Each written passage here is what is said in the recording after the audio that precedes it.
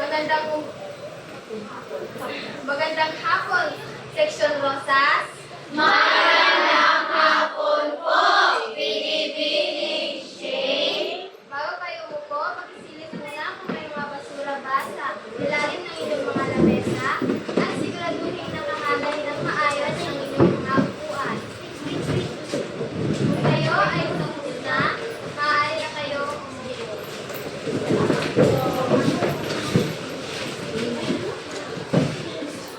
Magandang hapon muli mga bata. Magandang hapon po, Binibining Shane.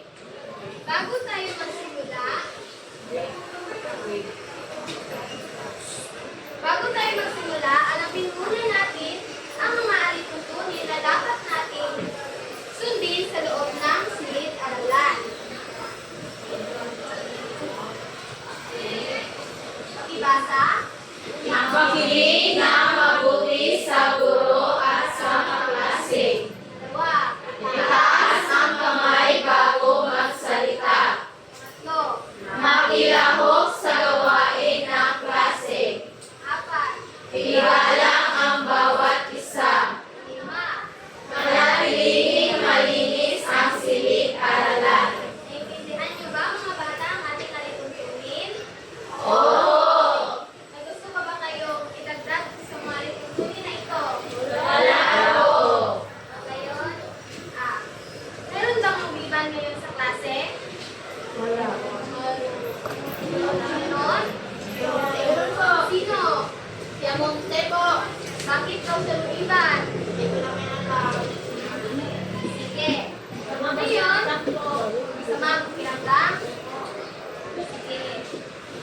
Ngayon, bago tayo gumako sa ating bagong aralin, sino ang nakakaalala ng mga tinalakay natin kahapon? Dayan! Ang ating nilakay po kahapon ay tungkol sa pagbabaybayo ng salita. Ito ay ang pagbabaybay ng mga salita. Ano nga ba ang pagbabaybay? Ako, teacher! Sige, sayan muli. Ang pagbabaybay po ay ang wastong pagkakasusunod ng mga letras sa isang salita. Tama, ito ay ang tamang pag-spelling ng mga salita. Ngayon, gusto niyo bang maglaro mga bata? Sige, tayo ay maglaro. Ang ating laro ay tinatawag na hula salita o tinatawag ito sa English na Wordle Game. Familiar po ba sa inyo ang Wordle Game? Hindi at may oo. Sige. Upang mas maintindihan niyo kung ano ang Wordle Game, ganito ang mechanics ng ating laro. Basahin. Una. Mayroon akong misteryong salita na may specific na bilang ng letra. Bibigay ako ng misteryong salita. At pangalawa, Huwalaan ninyo ito sa pamamagitan ng pagbibigay ng mga salitang may tulad ng bilang ng letra sa misteryong salita. hulaan niyo ang misteryong salita nito sa pamamagitan ng pagbibigay ng mga salitang may katulad na bilang ng salita ay sa misteryong salita. Pangatlo, Gamit ang mga simbolong check, biggest as square. Tamang letra, tamang posisyon. Maling letra, tamang letra, maling posisyon. naiintindihan niyo ba ang mechanics ng ating laro?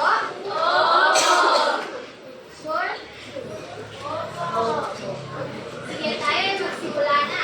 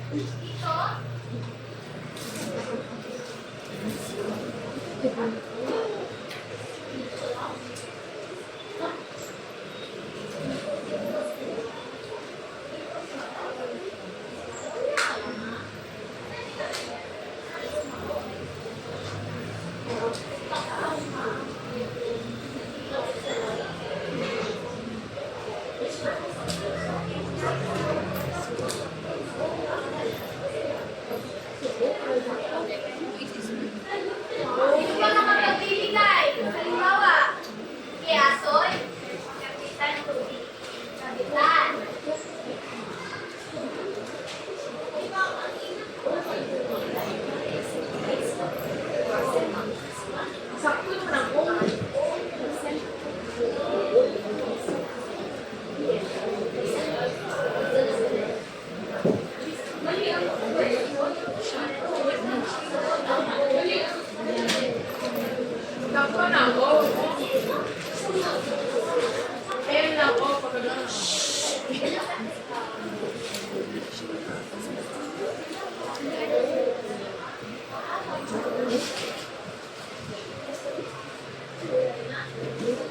Sino ba makapagbibigay?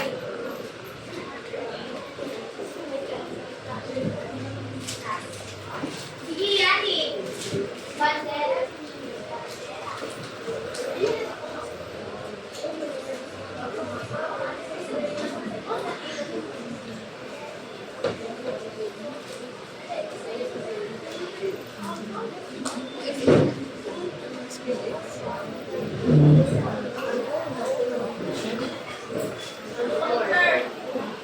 Kita yan. Mercado, teacher. Ano?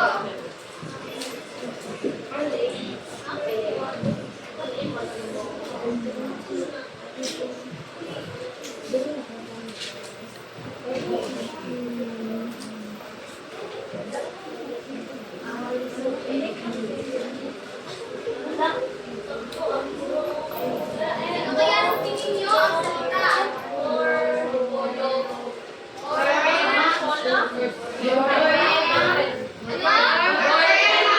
Tama, ito ay morpema.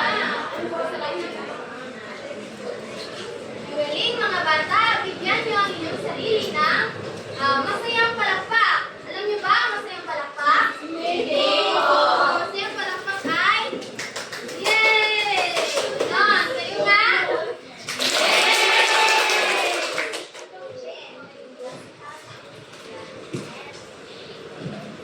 Ngayon, base sa ating aktibidad, ano kaya sa tingin nyo ang ating tatalakayin ngayong araw?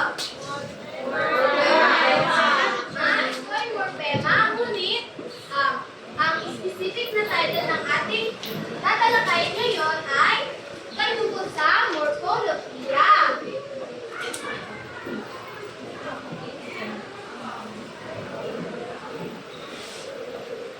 Morphologiya, wikang Pilipino. Bago tayo lumako sa ating aralin, pakibasa muna kung ano ang ating layunin ngayong araw. Loob ng isang oras na talakayan, inaasahan ang mga sumusunod. Nakakikilala ang kahulugan ng morpolohiya at nakatukoy sa iba't ibang anyo ng morpema. Nakabubuo ng mga bagong salita gamit ang iba't ibang panlapi. At naipakikita ang aktibong pakikilahok at pakikipagtulungan sa mga sinasagawa ang mga aktibidad sa pagbuo ng mga salita. Ngayon, ano nga ba ang morphologiya? May ideya ba kayo kung ano ang morphologiya? Yes. Ang morphologiya ay tungkol sa pag-aaral ng mga morpema ng isang wika at ng pagsasama-sama ng mga ito upang makabuo ng mga salita.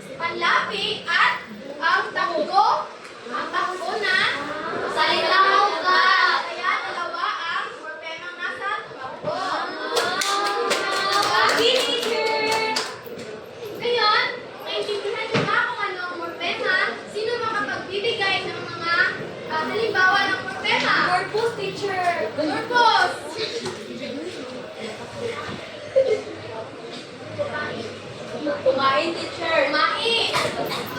Kumain. Ilan kaya ang morpemang nasa salitang kumain? Dalawa. Dalawa. Tama. Tama, dalawa. Iba pang halimbawa. Sa labas na, teacher. Ah, Yan, teacher. think. Tumalon, teacher. Kumalot. Kumalot. Ilan ang morpemang nasa Dalawa. salitang kumalot? Dalawa. Tama. Yan ang ibig sabihin ng morpema. Ngayon, ang morpema ay may tatlong anyo. At ito ay tatalakayin ni Binibining Mahinay. Okay.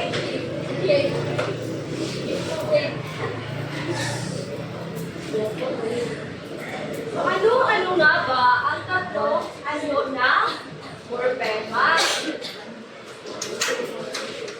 Narito ang tatlong anyo ng morpema. Una ay ang morpema fonema. Pangalawa ay ang morpema binubuo ng salitang ugat. At ang pangatlo ay ang morpema binubuo ng panlapi. May idea ba kayo kung ano ang mga ito? Wala po. Sige. At ating tatalakayin isa-isa ang mga ito. Una ay ang morpema fonema. Pakibasa, mga bata. Ito ay tumutukoy sa paggamit ng makabuluhang tunog. Na o at a upang maipakita ang kasalian ng isang tao.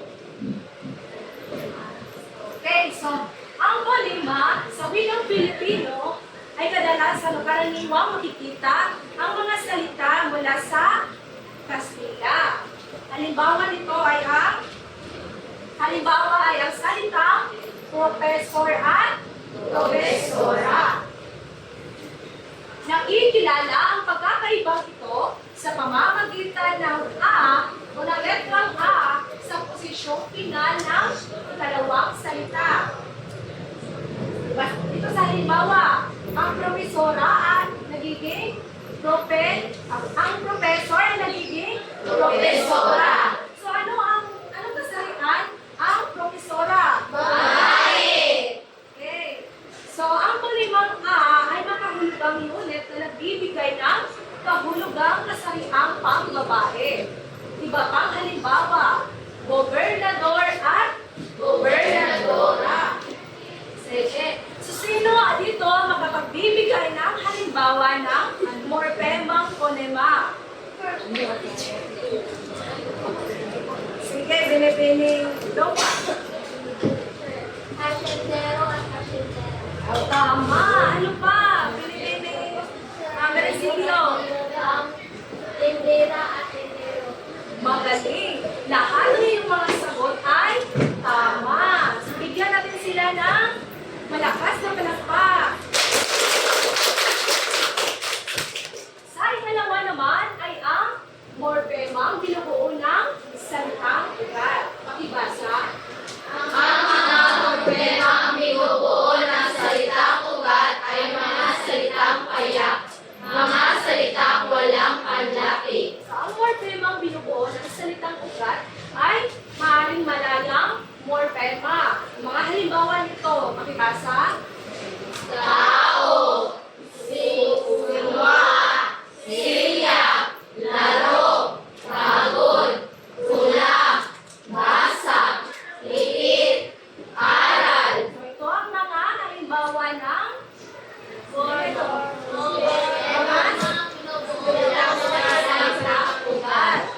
Sino yung makapagbibigay ng iba pang ng halimbawa ng salitang ugat?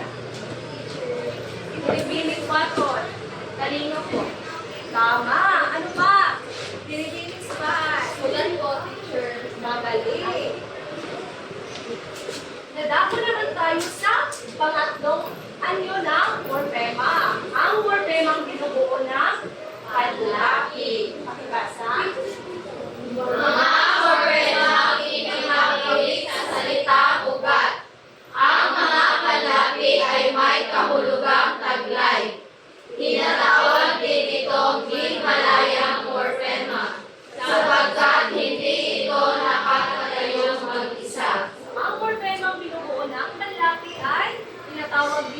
himalayang morphema.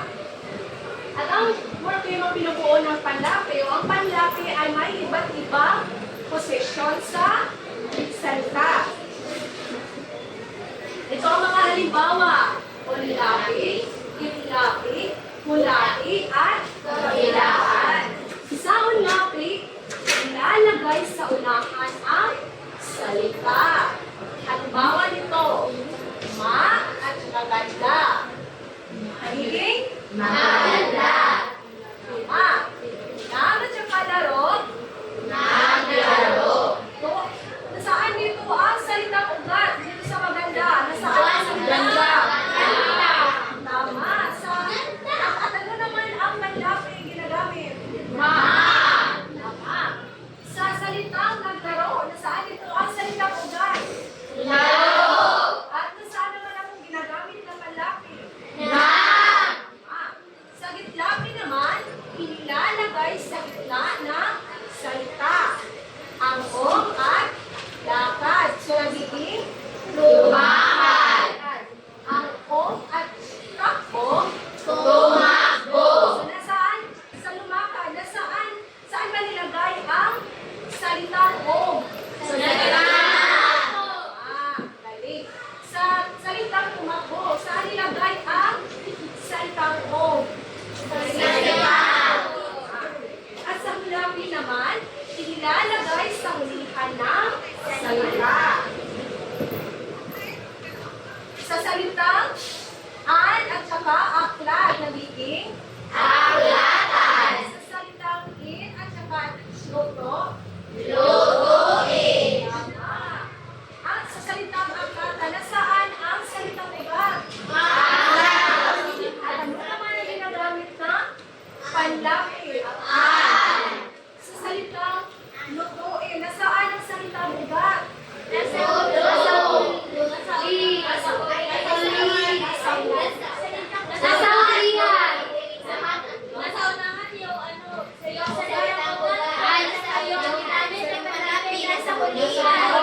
Tama. At ang panghuli ay ang kabilaan na may panlapis sa unahan ang ulihan. Halimbawa, ka at saka anda, at nagiging Kalandaman. ma at saka awit at nagiging Magawitan. Saan ba makikita ang mga panlaping ginagamit? Tama, magaling. Sino dito ang makapagbibigay ng salita nasa kabilaan? Sige, binibining asoy. Nasaan po ang panglapis sa salita pag-aralan? Pag at saka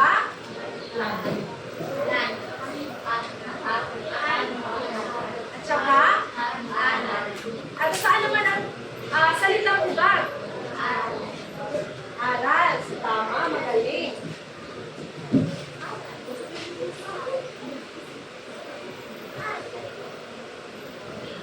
Sa ngayon, meron akong mga salita dito at tukuyin at kung anong anyo ito ng morphema. Ito ba ay morphemang phonema, morphemang salitang ugat, at morphemang panlapi? Sa unang salita, pakibasa. Aklat. Anong anyo ito ng morphema? Morphemang poema. Tama. Sa pangalawa, ano naman ang anyo ng morphema? Morphemang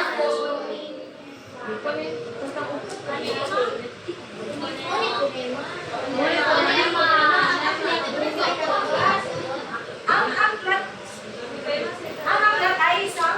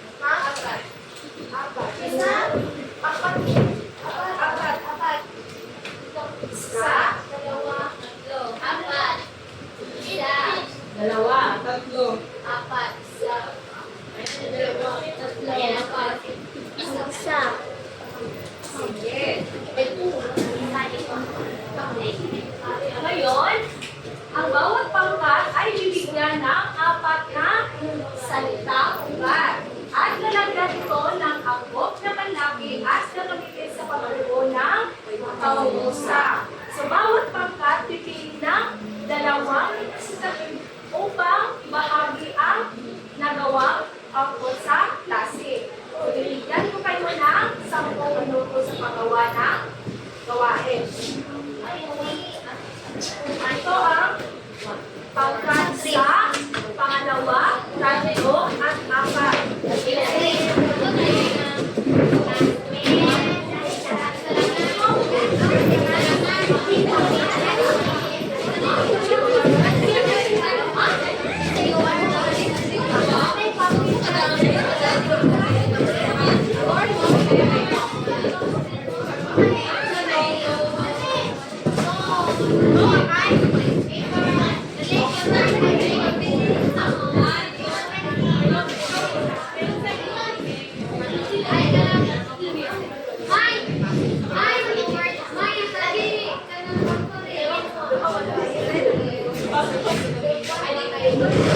Nasa pagkaw na ba ang lahat? Wala pa po.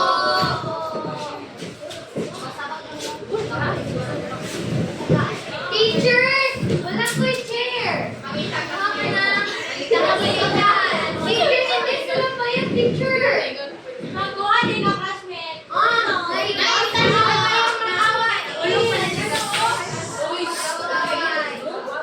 Can you please, pwede bang kumuha kayo ng ibang upuan sa likod ninyo, tapos ibigay yung isa sa amin?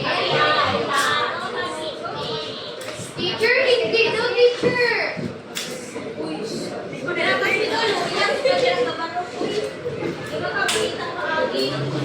Hoy, nakita ko pagi just kids sila hindi. Ngayon, nakinig.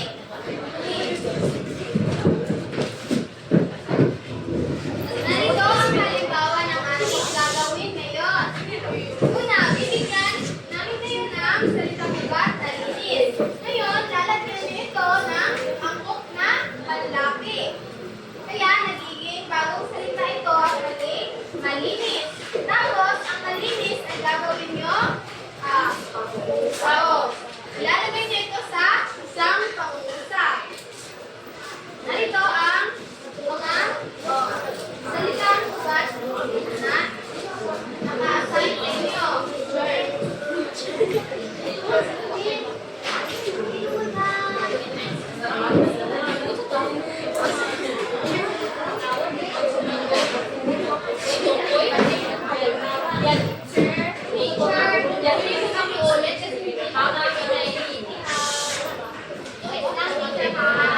Init kayo! Una, bibigyan ko kayo ng salitang ugat. Tapos, lalagyan nyo ng angkop na panlapi. At gagamitin nyo ito sa isang pangusap. Diba? Oo, teacher! Harapan, mga simple pangusap lang.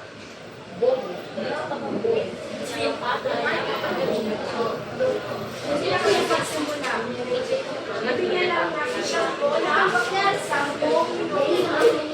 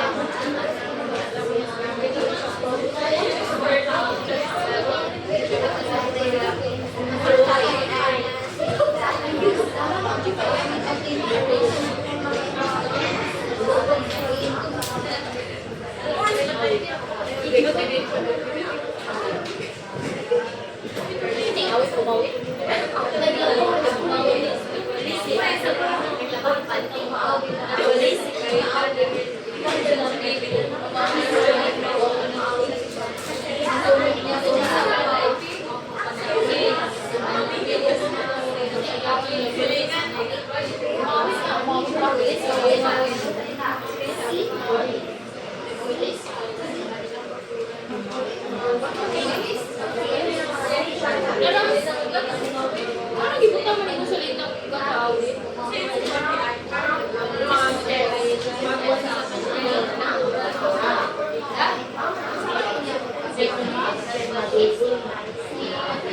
Umawit na, umawit na.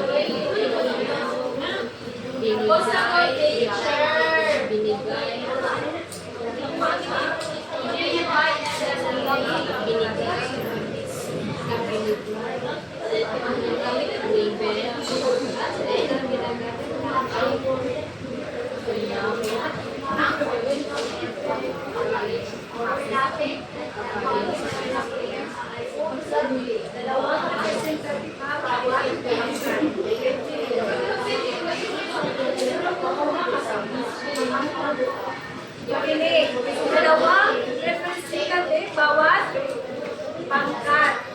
Nakikipakita ng basa.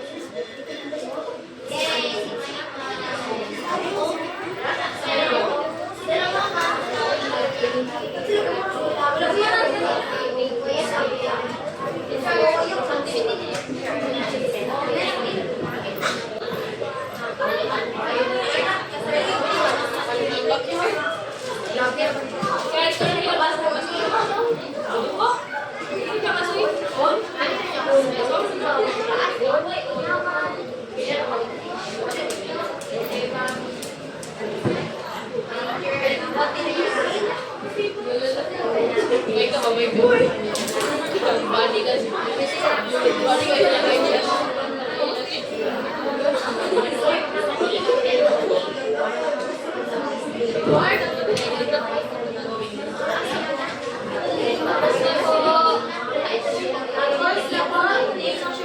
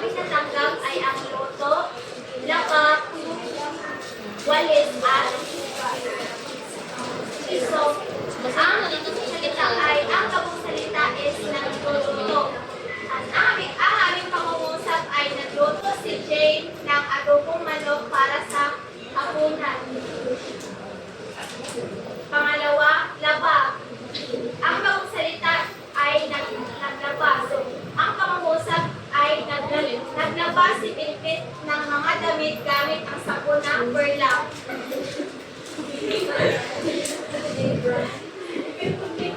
Walis. Pangatlo, walis. Ang bagong salita ay magwalis. Ang pangungusap ay nagwalis si Kayla sa kanilang bakuran kahapon. Bugas. Ang ginamit namin na bagong salita ay nagbugas. Nagbugas si Melanie ng pinggan gamit ang sabon na Joy Dishwashing.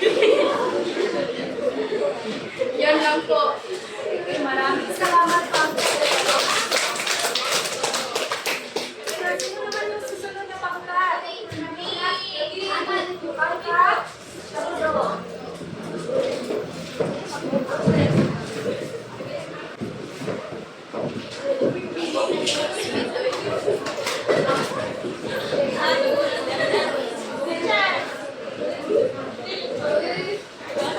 Magandang hapon mga kaklase. Makinig kayo sa aming grupo, classmate. Ang mga salitang ugat na aming natanggap ay bait, sipag, saya at ganda. Una ay ang bait. Ito ay naging bagong salita na mabait at dinagdagan namin ng unlapit na ma at kaya naging mabait.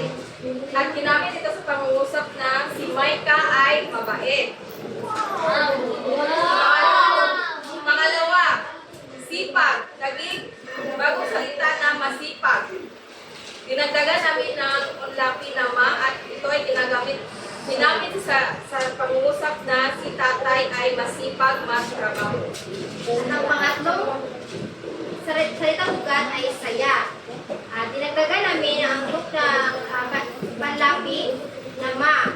Magiging bagong salita na masayahin. At ang aming pangungusap ay masayahin na bata si Liza.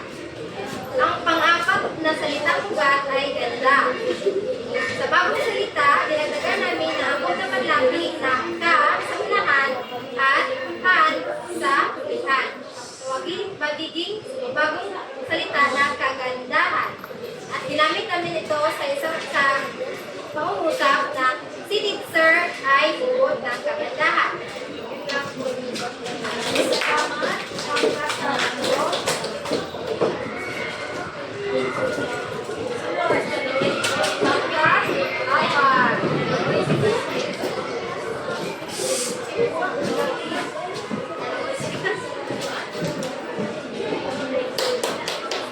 Magandang hapon po mga kaklase. Ang mga salitang aming natanggap ay laro, awit, sayaw at higay. Sa unang salitang ugat, ang bagong salita ay naglaro. Dinagdagan namin ito ng lapit na ma. At ang pangungusap ay sina Ana at Shane ay maglaro sa labas. Pangalawa, salitang ugat, awit. At ang bagong salita ay maawit. Dinagdagan namin ito ng lapit na home.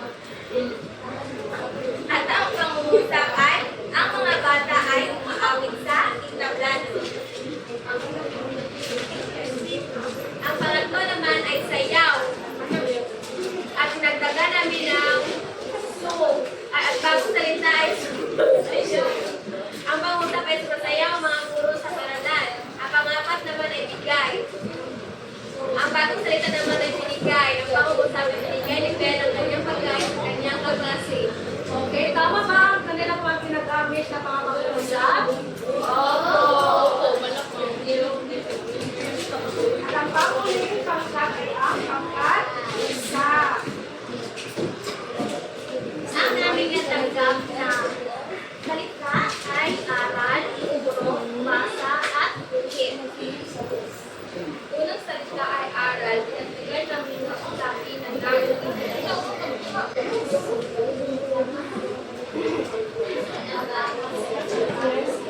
Ang bagong salita, si Linda ay nag-aral upang makakuha ng mataas na marka. Dalawa, guro. Dinagdagan namin ng ulapi ng nag. At ang bagong salita ay si Joy ay nagturo ng sayaw sa kanyang mga kaklase. Ang pangatlo ay basa. So, ang bagong salita ay babasahin. Pang-apat ay guhit. Ang bagong salita ay gumuhit. So, ang bagong pang-usap, ano po naman pang-usap, ay binigyan ng guro ang mga bata ng babasahin. Pang-apat, gumuhit ang mga bata ng mga bulaklak. Maraming salamat.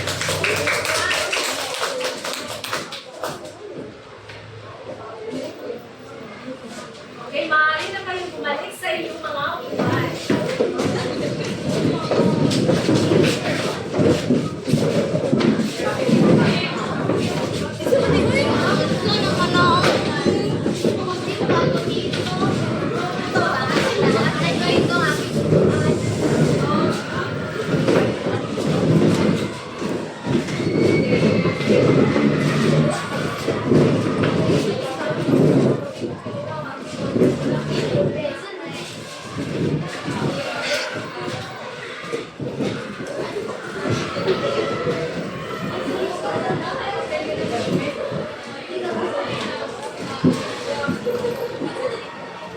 Ngayon na nagawa niyo ng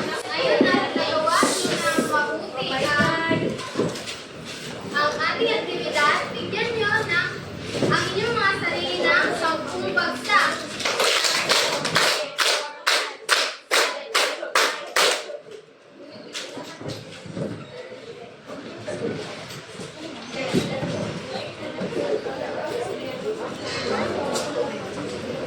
Bilang pagbubuod ng ating taksang tinalakay, ano nga muli ang morpolohiya?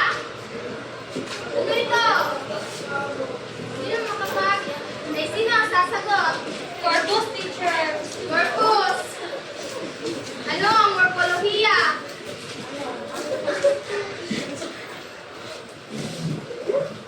Ang morpolohiya, teacher, ay sa wika. Para lang muluhin sa isang wika ng pagsasama ng mga babuo ng wika. Tama. Ano naman ang morpema? Sa labita, teacher. Sa labetra. Ito ang pinakamaliit na unit ng isang salita na nagtataglay ng kahulugan. Salita na hindi na maaari pang mahati na hindi nawawala ang kahulugan nito. Ang problema ay maaari dito. Ugat o patapi, teacher. Magaling at naiintindihan mo na ng mabuti ang ating tinalakay. Wala kayo.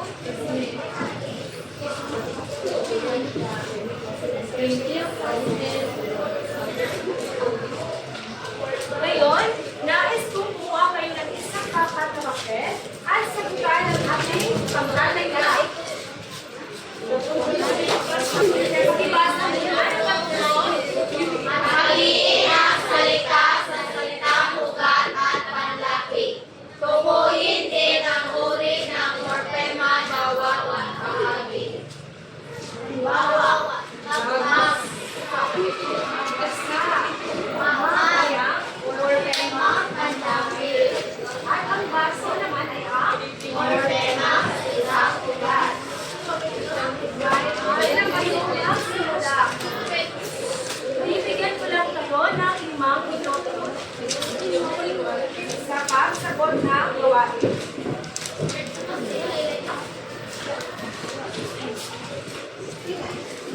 Kasi may papel. Ako po, classmate.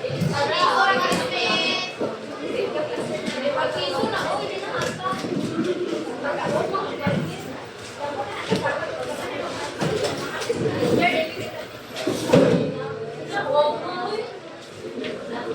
Sorry, classmate.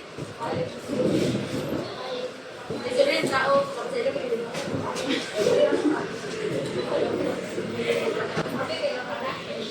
Sabi yung tatay ko yung kinatagal ko, hindi ko ate kayo ng gitara ko.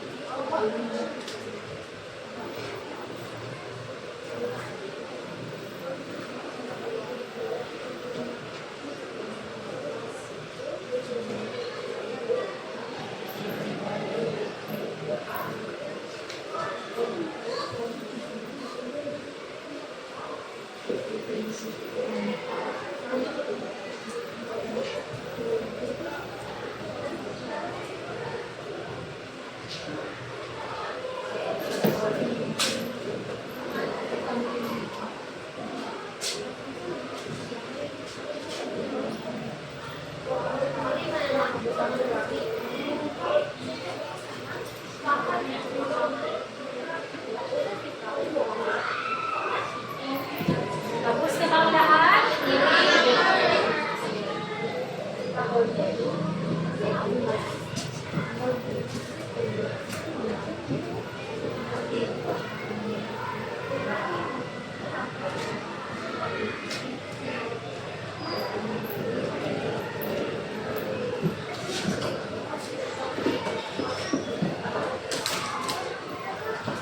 Kapag tapos na ang lahat, kapitasan na ito sa unahan mo. Ang nagkakayo siya, kapitasan mo sa unahan. Ngayon na natin ang ibang mga klase na matapos sa pa.